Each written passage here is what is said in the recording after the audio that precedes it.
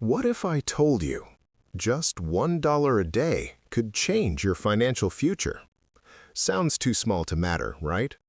But what if that tiny amount could turn into thousands of dollars?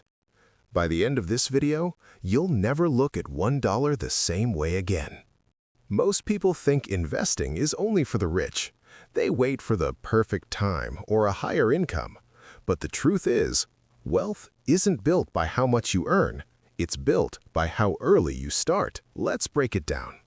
$1 a day equals $30 a month. That's $365 a year. Now imagine doing this consistently for 10 years.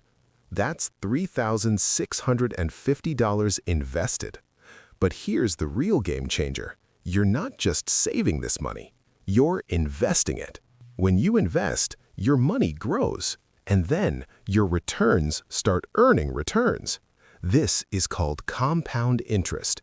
It's like a snowball rolling downhill, getting bigger and faster over time. At an average return of 10 to 12% per year, your $3,650 doesn't stay the same. It can grow to around $7,000 to $8,000, almost double, just by being consistent. Now here's where things get really interesting.